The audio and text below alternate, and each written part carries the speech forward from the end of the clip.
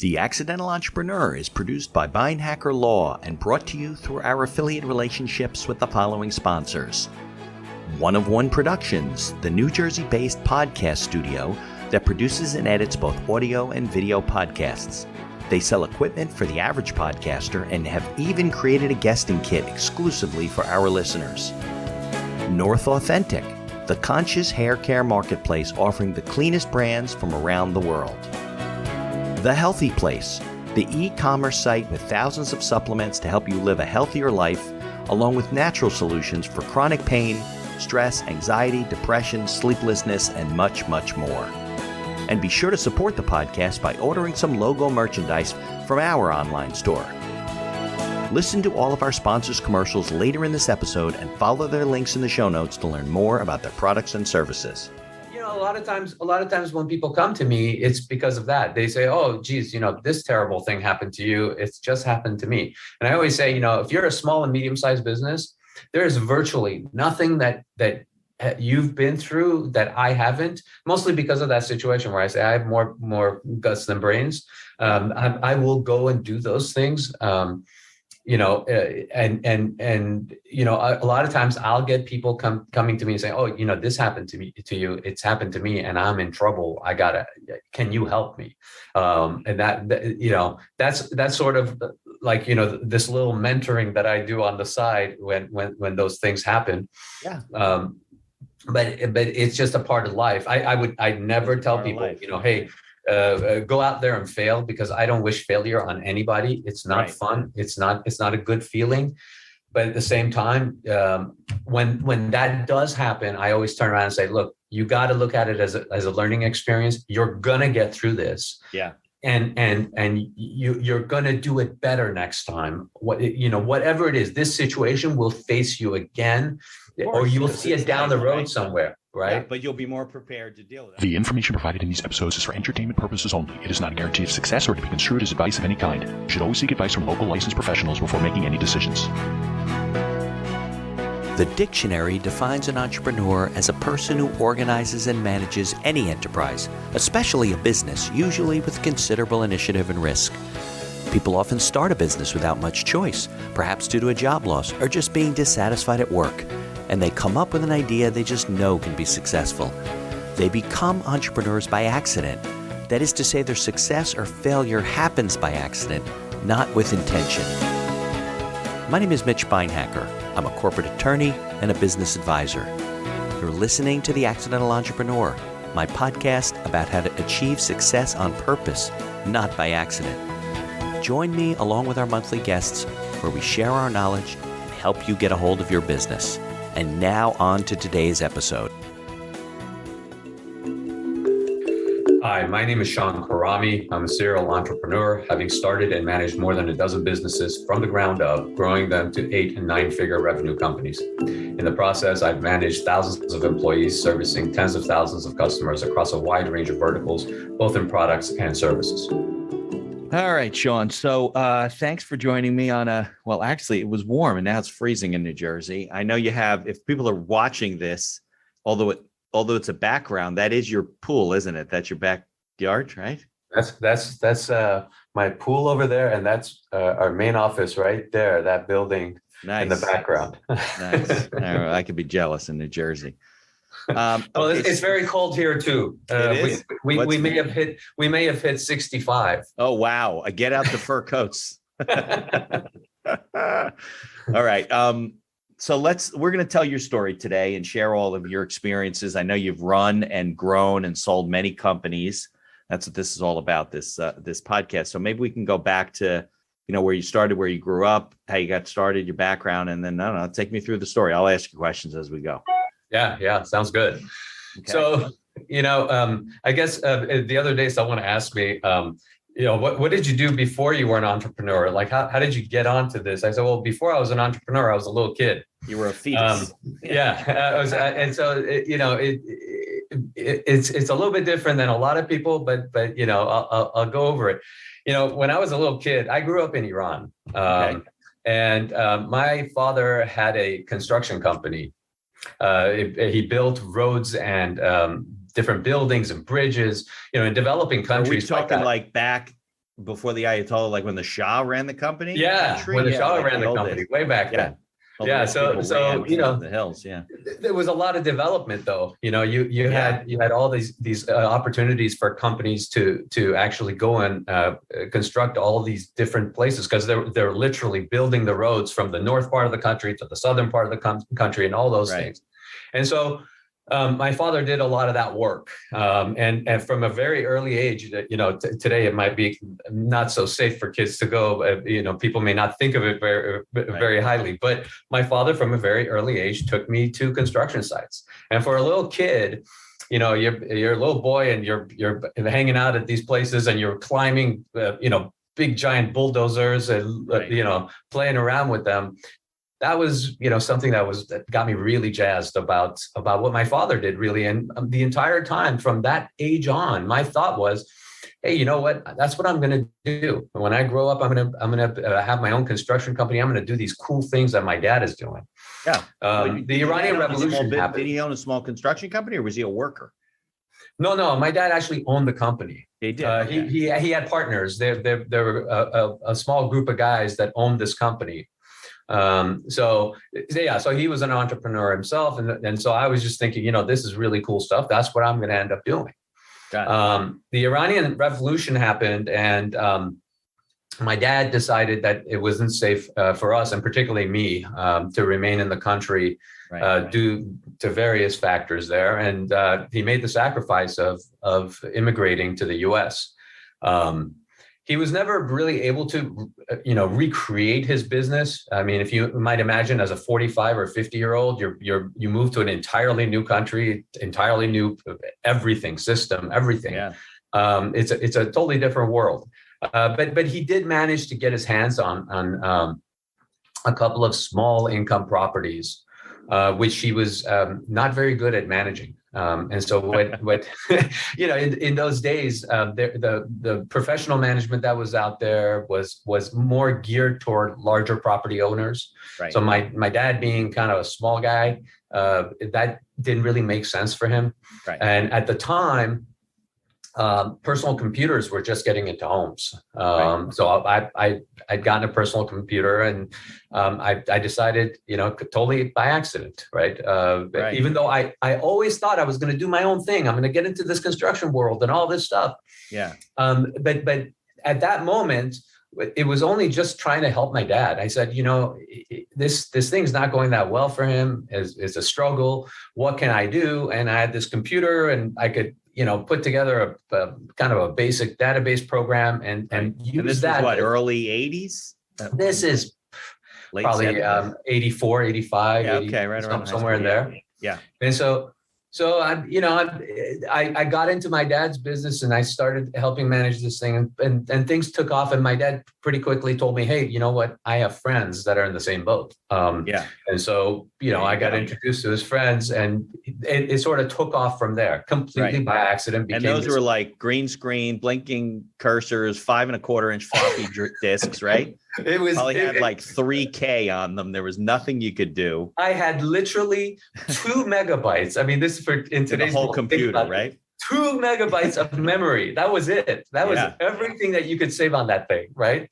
Right. And so I helped out my dad. I helped out his friends, and it grew into a separate business from what my dad was doing, just sort of on its own, because I had this sort of niche that was there. Was it like bookkeeping for property owners, or what were you doing? It was bookkeeping, sort of managing the tenants, managing the vendors, creating a marketing plan, because that was very difficult for small property owners back then, or at least my dad and the group of customers I got.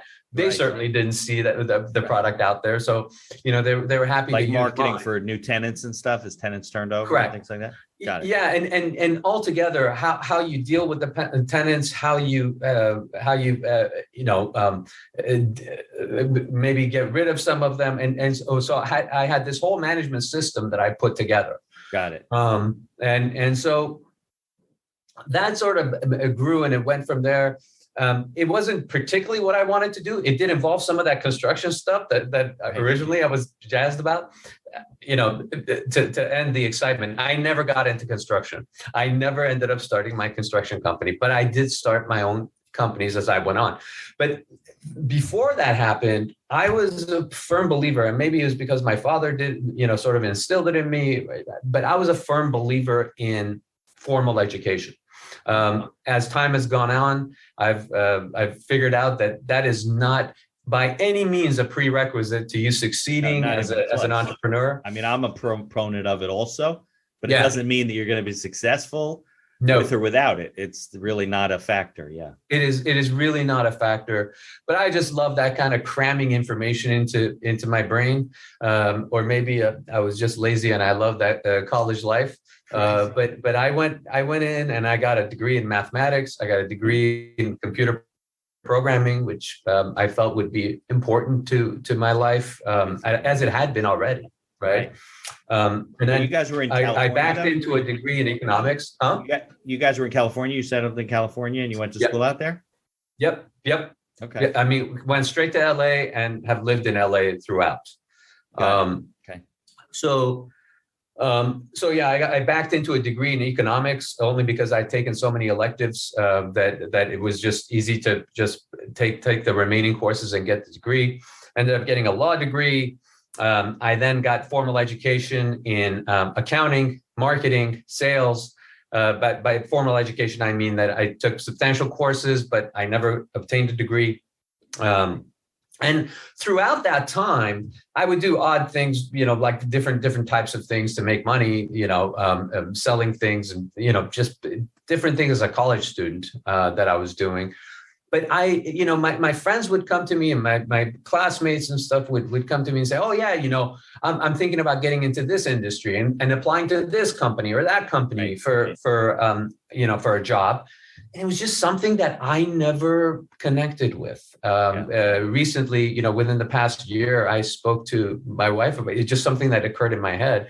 I said, I've never done a resume ever. I've done bios, right? Yeah. But I've never done a resume. I've never received a paycheck from a company that I haven't had ownership interest in. Well, that's a good thing, in my opinion. But it's a good thing, and I always say everything is a gift and a curse, right? Right. One thing is I've never had a boss. I mean, we all have kind of bosses. I've had boards and I've had, capital sources and investors. Right? Yeah. But I've never had a boss that daily boss of, that can tell you, hey, go do this and go do that. Or I've never been in the situation of an employee. A lot of, it's important when you manage employees, I feel, that you actually have walked in with anything. You've walked in another person's shoes. Right. It helps you understand their perspective. And so over the years, I've spent a lot of time, even though I've never actually been in that position, trying to make sure that I have some level of perspective, because that's a big shortcoming if you don't realize it. And it makes you, in my mind, not as good a manager when you don't understand the perspective of the people you're managing. Right. There's no question about it. Well, but again, I've never been in that. Yeah, I've never been in that position. It's like undercover boss. You got to go undercover to see what's really going on. Yeah, I went through a lot of training. Actually, I put myself through a lot of training to sort of say, oh, okay, this is how they feel. This is how someone feels when there's someone standing over them that can fire them. Exactly what you said. A lot of pressure. But you don't have to, obviously, you go the employer route and you're an entrepreneur.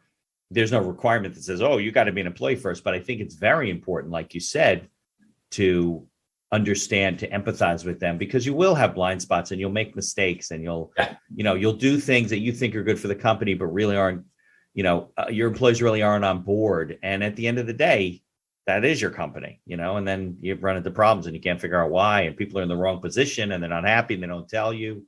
Yep.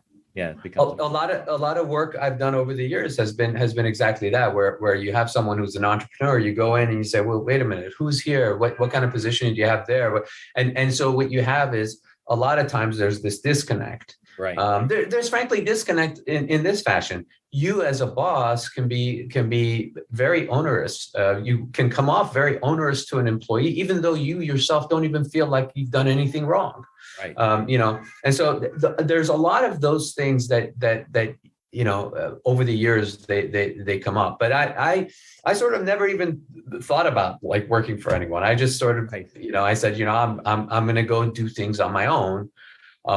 And with everything that I always started, I ended up starting other businesses at the same time. And the reason really was that my entire perspective always was, okay, so I'm in this business, and I'm an assembly line kind of guy. I have to look at processes, identify them, see how they run well, how to best run them, not to miss things, to make them most efficient. Sure. So I would identify different processes, and they would end up a lot of times being another business that I would start. For example, I started a medical records company, only because it was a process that I noticed that was very inefficient, that was in some level of need.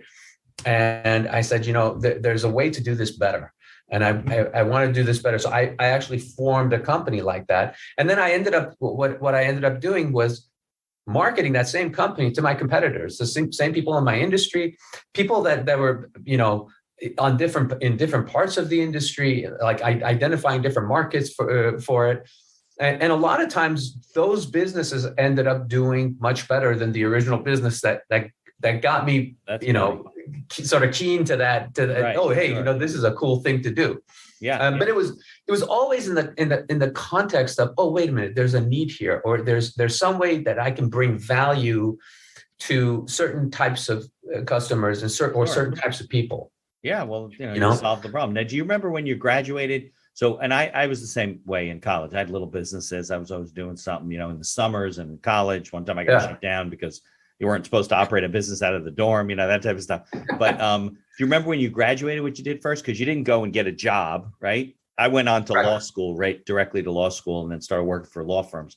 What did you do when you graduated? What was your first kind of endeavor? Well, the first like major one that I felt that I look at is actually starting a law firm. I went and started a law firm. So you went straight to law school after college, like I did? I actually took a year off. Okay. I did some work selling some supplements at that time, because actually I was a bodybuilder. There you go. So putting together different supplements, which I always found that industry to be interesting, and at the same time, there's a lot of hocus pocus in it, where people claim something does something that it doesn't. Well, because not a lot of regulation, all kinds of stuff. I've seen guys make all kinds of money and they get in trouble. Yeah. They make one promise and they make two promises, and they make 5 promises and make 10 promises. Then it's working well, so they make more promises. Then it gets them in trouble. And that's a very multi-level marketing industry too, Yeah. So, I'm pretty familiar with it too. But that's a good way to make money when you're, in college, you're filling your time, whatever. So where'd you go to law school? You went out in California also? I went to Pepperdine. Yes. I stayed mostly because at the time, I also got involved in some real estate work, and also helping out my father at the time. And so you were going to school. I ended up, not leaving, staying local, just because I had business purposes. I had my father that I was helping, and so in order to have all of that stuff, I kind of had to stay local. So I actually did want to venture out some other places, but I applied to various schools, but I ended up not going. So when you graduated, then you started your own law practice? Because I remember coming out of law school, there was like a book floating around. It was like, how to start your own law practice. And everybody was like, start your own law practice. Who would do that? You went to law school, now you go get a job. Like nobody understood it till you're out in the street and you're like, this is terrible. I'm not working for people. I'm going to start my own law practice. That's exactly. Well, it's it's a great, it was something that didn't fit for me, to go work for people. Same concept. I mean, and then what I wanted to do was I always, I tell people the PG version of this. I have more guts than I have brains. So it was not a hard call for me to go do those things. It still isn't. And so what I would do is just decide, hey, you know what, this sounds interesting to me. There's a need there. I can help these kinds of people. And it would just sort of start from there. Yeah. And just go with what's interesting to me, what works for me mentally. And then also there are things that I would get excited about just because I read about them somehow. Maybe it could be a fiction book. It could like completely be not real, right? But it would get me excited about a certain type of industry. Well, I think also, don't you think bravery comes with experience? Like, I think as you do it and you try it and maybe you fail a little bit, but it's not as daunting as you thought it was. And you then end your life when the business doesn't do that well. You pick you pick up your trousers and you go on to the next thing. You find other opportunities. Yeah. I think not only do you get a little bit better at it, but you do get more resilient. I mean, you build up that resilience to the point where it doesn't scare you so much. Yeah, a lot of times people are used to, and you see this a lot. I have family members who are used to getting a paycheck, and as soon as that paycheck is gone, immediately there's a panic. Right. That I never have had, right? Because I've gone many, many months without ever receiving a paycheck, right? I sometimes tell people this story. I've survived. I've had situations where I couldn't afford electricity. I remember a 2-week period of time where I would walk around my place with lanterns. I had Halloween lanterns that I had candles in. I'm not kidding. I still have them. Startup, you bootstrap your life. Look, I've been in situations where I was at partners. And let's say, things are tough and times are going and whatever. And, their mortgage is going to be, I'm talking like 5 days late. We're not talking a month late. We're not talking, past they're going to get a foreclosure notice. We're talking 5 days late. And they were panicking. Yeah. What am I going to do? I'm like, you're going to pay a late fee. What do you mean? What are you going to do? It's life. Yeah. And it's like, to me, it's like, well, just always managing cash flow. And to them, they were freaking out, Yeah. No, to this day, people call me up, like they'll say, oh, geez, this happened. They'll have some personal financial issue. Right. And they'll be like, oh, these things have happened. I got to figure this out. And it just, to me, is like, oh, okay, don't worry about this. You'll get through this. Exactly. You'll get through this, But being your own boss and being in business is not for everyone. There's some people that just have to go and work for somebody because they can't deal with. Now, the ironic thing is they probably have less job security than you and I do because we have control of what we do. If our business takes a turn, we're ready to deal with it. They get laid off and maybe they get some severance to give them a running start. But for the most part, there's panic in their life. It ends up being a new job search. I've seen, again, friends and family go through that. And I don't like how unhappy it makes them. A lot of times I try to, give them comfort by giving them some of my stories, which include, by the way, aside from that electricity thing, is times where I would count the number of miles I had to meetings on a given days because of gas. Yeah, right. I'm not kidding. Right. I know. I just sit there and today I sit there and go, wow, oh my God. Right. Of course, you never think about that stuff. But, even telling your friends and relatives, don't worry, it'll be this. I've been through this. It still only helps them so much. Yeah. Because they're always like, well, you don't know. Yeah. You're successful. You've never been through this. And you have, even more so than they realize. Yeah, it's I always, but it was always like these things that I would be interested in, and I would just go, oh, you know what, it'd be really cool to do that, and you have a lot of situations where, oh yeah, great. Some businesses, like I said, go to 8 and 9 figures in revenue. Other ones failed catastrophically. Of course. I've had horrible failures that I've had to deal with for long periods of time. They weren't just a failure on one day. It's a failure that goes on, and you have to deal with all the aftermath of it. Of course. And so all of that stuff has happened as well. Right. And but you learn a lot from Yeah. experiences. I won't call them failures. Let's call them. A lot of times when people come to me, it's because of that. They say, oh, geez, this terrible thing happened to you. It's just happened to me. And I always say, if you're a small and medium-sized business, there is virtually nothing that you've been through that I haven't, mostly because of that situation where I say I have more guts than brains. I will go and do those things. A lot of times I'll get people coming to me and saying, oh, this happened to you. It's happened to me and I'm in trouble. Can you help me? And that's sort of like, this little mentoring that I do on the side when those things happen. Yeah. But it's just a part of life. I'd never tell people, hey, go out there and fail, because I don't wish failure on anybody. It's not fun. It's not a good feeling. But at the same time, when that does happen, I always turn around and say, look, you got to look at it as a learning experience. You're going to get through this. Yeah. And you're going to do it better next time. Whatever it is, this situation will face you again, or you'll see it down the road somewhere. Right. Yeah, but you'll be more prepared to deal with it. I remember over the years, and I don't do it as much as I used to, a little bit now. I've been involved in all kinds of deals, especially as the lawyer. Like I would come in, I do the work, and they said, here, we'll give you a piece and whatever, sometimes invest or whatever. I remember somebody said to me, like, well, what do you do with your money? And I go, I would never let you do what I do with my money. They're like, why? I said, because you won't sleep at night. You'll be drive by your house at 2:00 in the morning. You'll be walking around the living room. It's just not, some people are more bold, but you're right. I mean, people have those experiences and then they realize that there is you do come out of it. You do come over to the other side, and for the most part. And it does make you more resilient, and it also makes you more creative, I think, to deal with situations when you see that, wow, I was able to deal with that. I was able to get that company back on its feet, or sold or liquidated or whatever, and move on to the next venture. So what's like your core business right now? I know you have several companies and you're doing all kinds of stuff. What's your core business now?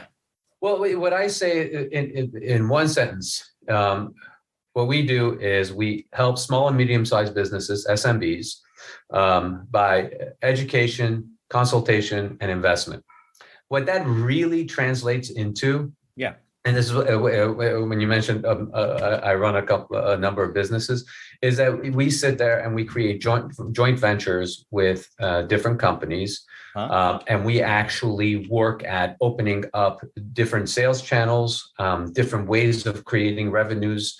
But we do it the sweet spot for us is doing it in the form of a partnership with a startup or an existing company. So we have actually, I run several different companies.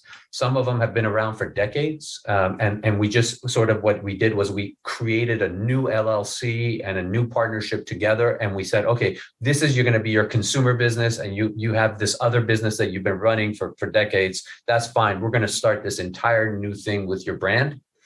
Okay. Or startups. Literally, I'm waiting for word from a venture that we're just starting that involves that's a SaaS, a software as a service, as a service, and they're brand new. So they actually just in the past number of months have put up various things, including their website, and they're ready to roll. And so we come in and we say, okay, these are the things that we're going to do, and we're going to sort of be a partner with you inside of this business. So we're more than investors. We don't like just being investors. I don't like being silent inside of something. Right. Yeah. So we're active partner. We actually sit there. We have ownership interest in the venture that we create. So that's our real sweet spot. We also do things like just coming in and saying, okay, look, we're gonna create these various sales channels for your company. And what we like doing, and this is something that's just always been the way I am, I like taking the risk with someone, but I want the reward for it too. Well, right. Of course. That's why you get the reward. Right. So what I do is I say, you know what, I don't want a situation where you're just handing me money for something that I'm doing every day, per hour or per day or whatever. That doesn't resonate with me. What I want is a piece of the benefit that I bring. right? That is important. And to you as a business, that ends up being something of a value, because you say, oh, you know what? I see what's coming in, and that company is taking a piece of what they're actually producing. So I'm a net positive for the business. And so we also do some level of that. But again, all of these things we do it has to be the right fit. So for us, we sort of look at it as an application process. Is like, okay, does this work? Can we really bring the benefit that we want to this company? And if we can, we just say, no, that's not going to work, because we're not going to be able to bring you the value that we want to, we think is the right thing to do. So you're bringing, like, let's say, fractional services to them in the form of marketing and maybe accounting and maybe, admin and all that type of stuff. Yeah. In particular, are there any industries that you work in? Here's a word from our sponsors. Looking to get into podcasting? Maybe to market your business for your own enjoyment, or because you have a message you want to get out there. One of One Productions is a New Jersey-based studio just over the George Washington Bridge that caters to the booming business of podcasting. They offer a comfortable atmosphere using the latest technology available to record your podcast. And they are a full-service media company offering both audio and video production services, creating both audio and video podcasts as well as video shorts for business and personal use. Professional audio equipment packages are available through their website for all budgets, and be sure to check out their podcast guesting kit, created specially for our listeners. Care for your health, care for the planet, and look flippin' great doing it. North Authentic is a conscious hair care marketplace offering the cleanest brands from around the world. Their pro stylists curate only the most fabulous non-toxic hair products with better-for-you shampoos, serums, masks, and more that actually give you gorgeous hair without hurting your health or the planet. Hey, you've only got one life, one planet, and one glorious mane. Might as well treat them all as best you can, right? Try a 100% clean hair care routine prescribed just for you using their link in the show notes. If you don't see a big, beautiful difference in how your hair looks and feels, you can tell them they're crazy. Do you battle chronic pain, stress, anxiety, or depression? Well, if you take any supplements or you're interested in natural alternatives, you need to know about FindYourHealthyPlace.com.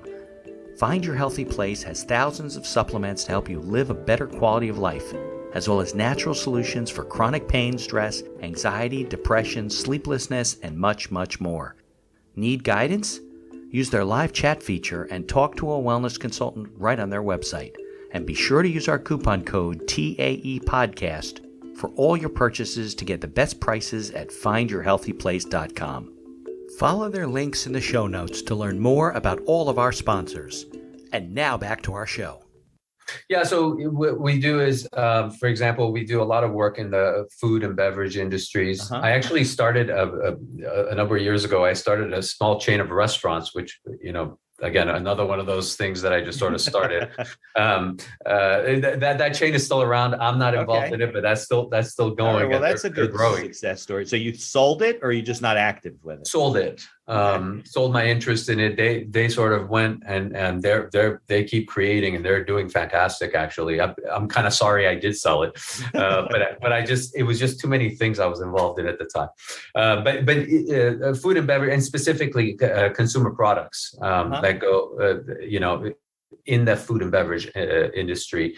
We also deal with apparel. Different, and apparel is very broad because you could have all kinds of different things that have all kinds of different business models. So these are all B2C mostly businesses, right? What we do is we will get involved with B2B businesses, but we develop their B2C avenues, so their B2C channels. That's what we do. So it may be that you're a company that's a wholesaler that has a whole distributor network, that you're getting your product out and you have some level of consumer awareness. What we do is we create a direct-to-consumer channel or direct-to-consumer channels. So we create that relationship and put it together, everything from logistics all the way to the consumer's hands. And I think in today's retail world, store, it could be an e-commerce site. It could be all those things. We do it all. We try to stay all online. Okay. The physical store stuff is a little bit probably outside of our wheelhouse. Okay. But what we like doing is, and in today's world, a lot of times I say, it's great to have a wholesale business. It's great that you have this distributor network, but having a direct to consumer relationship is, I think, vital and incredibly important. And you see it, all kinds of companies do it. Their products may get out through a consumer network. Through a distributor network, Right, but they still have a right. direct relationship too. They have, Sure. so you can go buy a Nike shoe from Nike. I think right now, I haven't bought a Nike. Customize your shoes from Nike. I think there you go. All kinds of stuff. Yeah. But you can also get them from the various retailers that are out there Sure. that get their products. So same type of concept. So we create that for companies, for companies not as large as Nike, obviously. So for small and medium-sized businesses. And the reason I specifically started doing it that way and being in business this way was something I told my wife a few years ago. I said, I love that journey of starting from being employee one to growing that into a medium-sized business. And because to me, once a business reaches a certain size, there's so many stakeholders out there. That one, there's just a lot of stuff that has to happen in order for the organization to move forward. A lot of different people. It gets more difficult to move. Yeah, and at the same time, you got more layers. It's more difficult. Yeah. Yeah, and at the same time, the other side of it is, I think there's a lot of incentive to keep the business alive. Right. Meaning these stakeholders are gonna do everything they can to make sure the business doesn't crash. And so I think there's a lot of challenge in growing that business from day one until it's a medium-sized business. Right. And so that's something that particularly interests me. So we keep ourselves limited to small and medium-sized businesses and partnering up with them and helping them grow.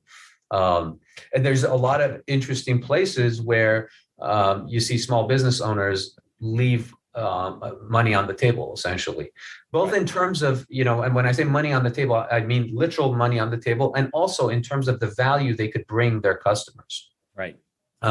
So both they're not making enough. They're leaving money on the table in terms of getting revenues in, and also in terms of what they can do, all the benefits they can bring to their customers. So we want to, because they're just so caught up with the day-to-day operations of the business and trying to make it, that they don't see those opportunities, that they don't realize that they're leaving money on the table.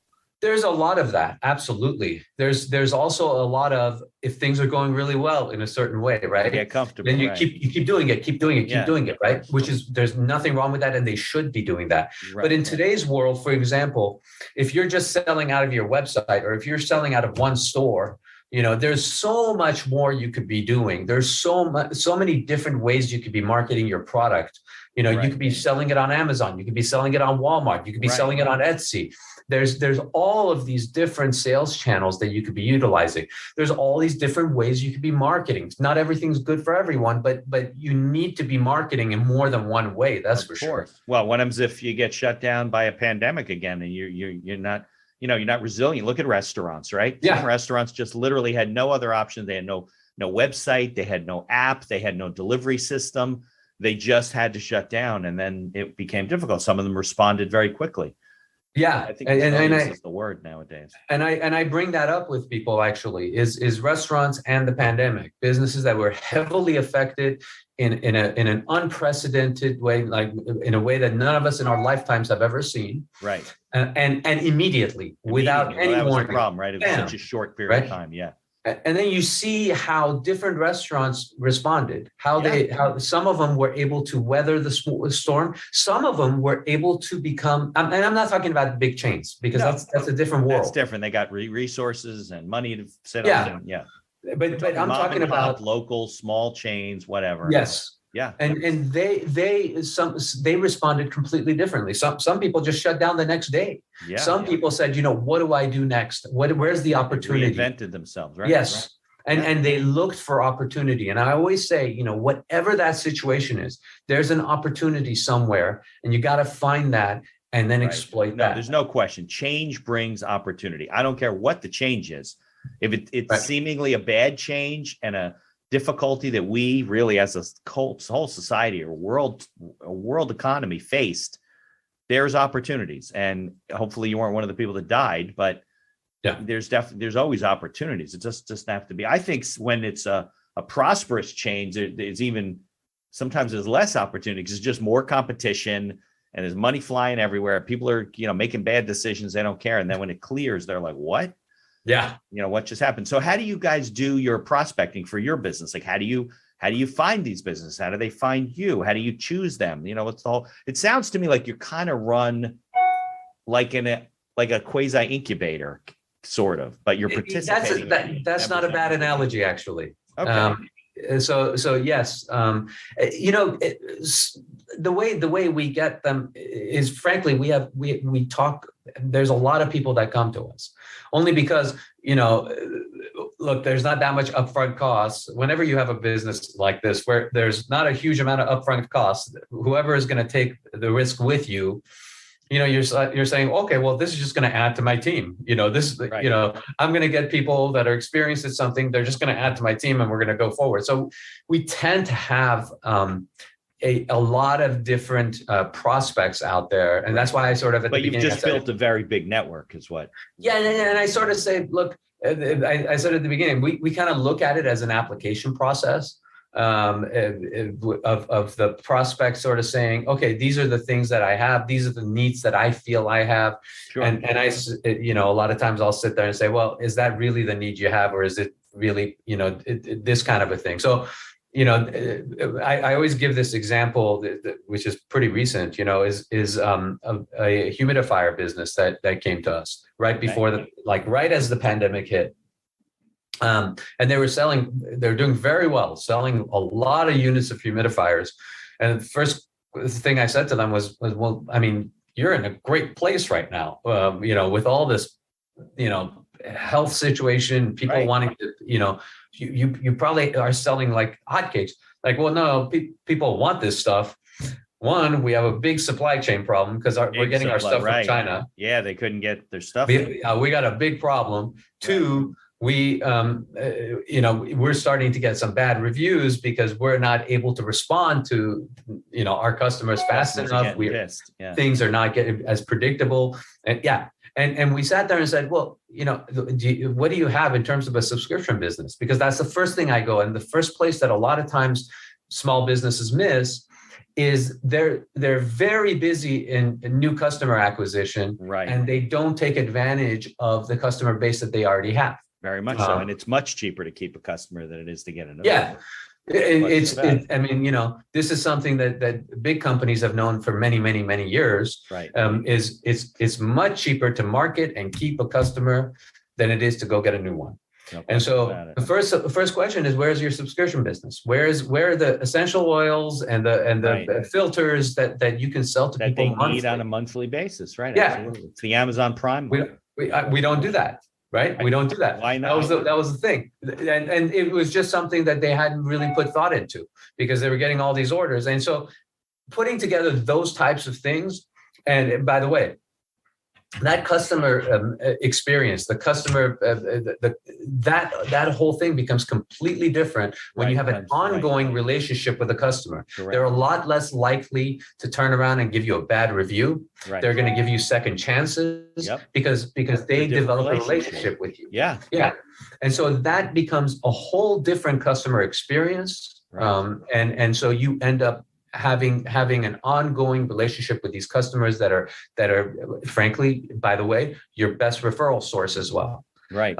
Listen, for anybody listening, don't miss the gems in the discussion. I mean, we talk about, you give advice to people, but recurring revenue streams and the opportunity to build recurring revenue streams through subscriptions or whatever strengthens the health of a business. And it takes pressure off of you as the business owner to have to, like you said, kill new rabbits every month, right? To get out. The funny thing is, it's hard. No, we created the subscription model, for example, for that business. Yeah. That thing ended up dwarfing the rest of their business, which is the new customers that they were supposed to get in. And what we did was we actually changed that business around, where we changed where they were sourcing their humidifiers. Yeah, so they weren't so dependent on global supply chains.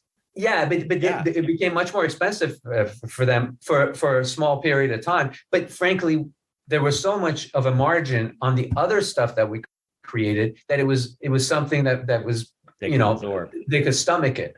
Right. And it made sense to them because that's where they're getting their new acquisitions. The funny thing was that they started getting a lot more acquisitions, on the subscription model than they did on the humidifiers. So new acquisitions, I'm talking new customers that would come and say, I need this for the humidifier. Right? Yeah, exactly. From someone else, right? Yeah.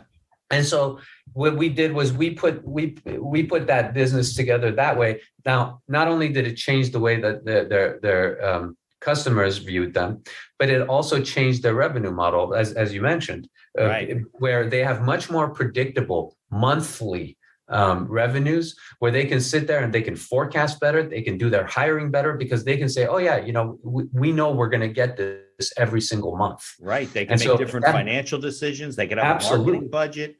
Absolutely. And growth. And that's exactly what happened. Yeah. Growth leads to growth. And then that sweating that you see with the business owners that was there, that sweating went away because they were like, oh, geez, we now have a much more reliable revenue model. Right. We can count on something. And then we can from there grow, which is exactly what happened with them. So that's a very typical thing that happens with small businesses. They're overly focused on new customer acquisitions and not feeling 90% of the time. That's all they know. And the funny thing is, they'll tell you, well, I can't think of anything I could have on a subscription. And I always bring up another company that we kind of consulted with for a while. That I worked with actually closely, and they sell underwear, and they sell underwear on a subscription. Now, I always tell people, if there's someone selling underwear on a subscription, then you can sell. Then your business can do it. Yeah. So I just always bring that up only because I have a lot of respect for exactly what they've done, but also at the same time, to say, look, absolutely, it's not only not impossible. I think you're making a mistake by not having a subscription model, because of all these benefits it brings, and also you're not thinking well enough inside of your business. Right, there's no question about it. Well, it's also part of having a keep in touch program, right? That is your keep in touch program. I mean, I have a mailing list with 2,000 or 3,000 people on it, and they get the podcast, whatever. But I also have an estate planning. So when I do someone's will, we do things online. They have a secure vault or whatever. They pay $50 a month or whatever. It doesn't make us very much money, but it keeps them interacting with us and knowing that we're there when they need us and thinking about us every month. And then annually we review them and, things like that. And there are businesses that whatever they can do, maybe it's not a big money maker, but what it is it's a customer relations program. I'm a big advocate of. Well, I'll tell you something else it is, Mitch. As things constantly change in terms of getting information on the customers that you have, right? Yeah. That email list becomes more and more important. Yeah. That direct relationship with your customers, that's something that, again, bigger companies are really, really concentrating on, because what happened just now, just last month, $200 billion or $250 billion came off of Facebook's market cap simply because Apple changed its privacy rules, and changed around. What happened was Facebook was not able to get the kinds of third-party information that it was looking for. Right. It's advertising. They were having some trouble with their advertising. And sure enough, just because of something Apple did, Facebook had a big negative sitting on its books. So, what that tells you is that direct relationship that you're developing with your clients, despite the fact that right now it may not be bringing a huge amount of revenue, that can be absolute gold if and when you want to actually use it for marketing. Right. And so I always say it is incredibly important to keep that relationship, to keep developing that direct relationship with your customers, because that no one can take away from you. Right. Apple can change its rules, the other one can do the other, and you still have that direct relationship. It's like you and me talking right now. Yeah. Right. It's incredibly important. And again, it's something that comes kind of naturally, as you mentioned, with a subscription model that you may not be thinking about otherwise. Yeah, no, but if you read any articles about the secrets of, building a viable business, or even making your podcast successful, let's say, right? The number one thing they'll tell you is build a mailing list. Now, it used to be a mailing list. Now it's an emailing list, and it's much easier to do things and automate. I have systems like, if you make an appointment with me or on the podcast, I do a networking Zoom meeting. My system automatically takes your email, adds it to my mailing list. You start getting, I think it's 5 or 6 emails about my practice. You can unsubscribe at any time, but most people don't. And then they start hearing about the podcast. And then you know what happens? Someone listens to you, and then somebody else has a conversation with someone else and says, yeah, you should put up a subscription. I was listening to Mitch and Shawn talking, and it all kind of, and it's not magic, but it happens because of you're doing it regularly. You're giving information to your customers. You're reminding them that you're there. They're paying you a small fee every month, whatever it is. And all that magic starts coming together, Yeah. And that's the thing. You don't need to be selling, and you shouldn't be selling all the time to that email list. You just need to keep in contact and develop that relationship. You can sell, but I always, every time we're involved with this, like, no. We're not doing a thing where we're constantly selling. Right. That kind of a thing ends up, in most situations, not being productive completely. There's a great book. I love one of my favorite books. It's a very short book. It's called The Referral of a Lifetime. And it's all about building a keep in touch program and, keeping in touch with your customers. And why are you always looking for new business when it's right there in front of you, like you said? Yeah. And you see that. So you're obviously valuable to the people that you interact with. And, I think you're a magic man. You're like, well, why wouldn't you do this? But you're right. Sometimes people just look, that's why you have a coach or a mentor, whatever, because you can't see past the forest for the trees. You can't do that on your own. You need other people to say, hey, I'm not affected by your business. I'm not stressed out at night because you're not making a sale tomorrow. I can take a look at it and say, hey, we can do this, and we can do it systematically, and we do it methodically, and we can build value together, and you benefit from that too. Yes. Yeah. And that's what I say. Like, a lot of times that's with small and medium-sized businesses. It's not that they don't know. It's not that they're not, they're doing something badly. It's that they've done something is working for them, and they want to keep doing it. And you tend to get tunnel vision a lot of times with that. Right. And you also tend to, there's only one of the person a lot of times. There's only so much of the team out there, and putting together all these different programs becomes kind of daunting. It becomes overwhelming. We put all of that together, where we develop sales channels that according to the means of the business. Meaning, if it's a situation where, okay, you know what, why don't we do one step at a time? Let's start this sales channel. Then in 3 months, we're going to do this other one. We're going to do this form of marketing. Strategic planning, strategic building, right? Right. And so, it's not every business needs to, suddenly go crazy and open up all these different avenues of, As a matter of fact, it probably won't work, right? It's like building a house of cards, and then it all falls down. You got to build each piece at a time. So if people want to, like, how do you normally work with a business? You find a business, do you invest in that business? Are they paying you a monthly fee? Does it vary across the board? It's kind of across the board, but mostly the way we do it is we come in, like I said, we create a new venture. We are usually, when we get involved, we're happy to actually invest ourselves. We put in our own money and our own people into the new venture. So you meet a business owner and say, hey, that's great. Keep doing what you're doing. We can build a separate business that's a B2C business, for example. Yeah. So a lot of times they're a B2B because they have a wholesale network or a distributor network. And we say, okay, you know what? That's fine. That's you. And it's going great, and keep doing it. What we want to do is we're gonna do this, and here are the benchmarks, here are the projections, and we will collect out of that our share of it, just as a business owner. And and we will make it extremely successful. And if we don't, then we get nothing out of it. We've ended up, we lose out. Right. Really. Now, are you like you're I don't know if it's just you or a group of you own parts of all kinds of businesses, or do you have like an exit strategy where you say, okay, fine, we'll build this up and then you buy us out over time and then we move on? And what's the whole? I'm never a person. I have a whole team, and I'm never a person that thinks of exiting. It's just not my style. So it's not something that's top of mind. That doesn't mean that we won't sell our interest, or we won't. Right, it's not a goal from the divest at some point. Yeah, it's not something that we're thinking at the very beginning. Right. At the very beginning, it's like, oh, this is a great opportunity. We can do this and this, and together we can, we can do something great.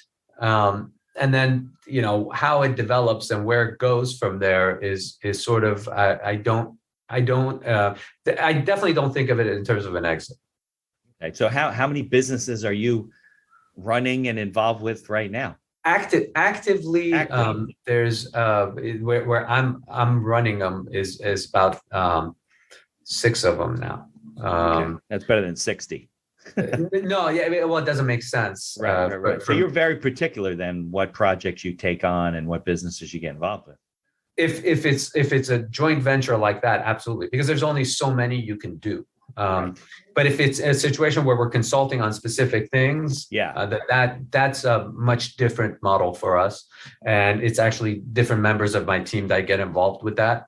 I have more limited involvement when it comes to something like that, because I actually love getting, rolling my sleeves up and getting into a business and really like getting a feel for it and seeing how to grow it. But we certainly do have a consulting arm that we use. Like I said, it's education, consultation, and investment.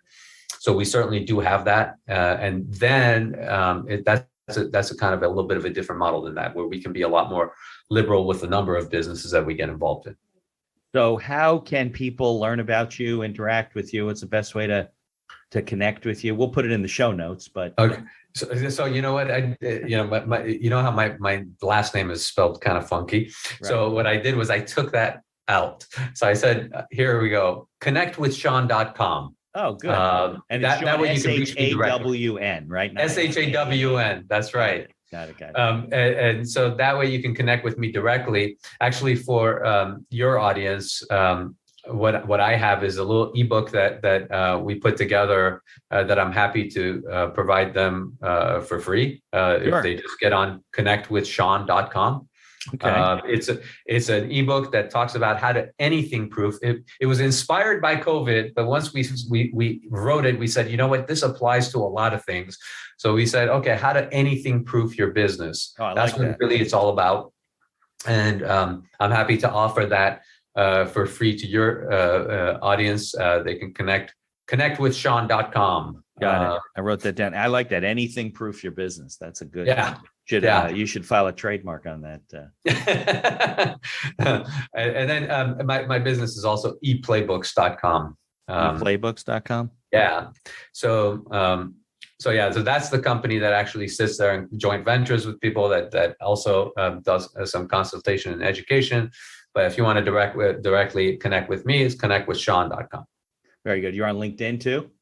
Yes, sir. Okay. Isn't everybody, right? It's my first name and last name. I don't know what that link is. Well, they can do a search. So figure it out, because your name will be in the episode. So they'll figure it out. And do you still own, you still have real estate holdings and stuff that you're maybe not as active in, but. I actually do. And I'm actually actively buying right now. Oh, well, it's a good time to buy, right? To me, if you're doing the right thing, if you're doing it right, it's always good to sell and it's always good to buy. Real estate is a very good place to be in.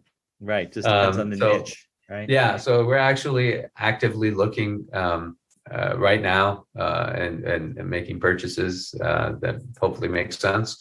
So that's something that I continue to be involved in. All right. Well, Shawn, I appreciate you spending, almost an hour with me from cold but sunny California. It's like 13 here. No, it's probably like 30 here. It is coat. That's colder than it is in my fridge. Yeah, exactly. It is fur coat weather, but I appreciate it. So please, let's stay in touch, share ideas, absolutely keep helping people the way you help people. And thanks for spending time with me. Thank you for having me on. It's been a pleasure. Thank you. If you like the podcast, please tell others about us. You can find us on Apple Podcasts, on Google Podcasts, on Amazon Music, and many of the other podcast directories. If you like what you hear, please leave us a 5-star review and feel free to share our episodes on social media. If you have any questions or comments, ideas for the show, or you'd even like to appear as a guest, reach out to us by email at info@beinhackerlaw.com. The Accidental Entrepreneur is hosted and produced by me, Mitch Beinhacker. If you'd like more information about my legal services, you can find me on social media or visit my website at beinhackerlaw.com. Thanks for listening, and be sure to subscribe to our feed to be notified of all future episodes.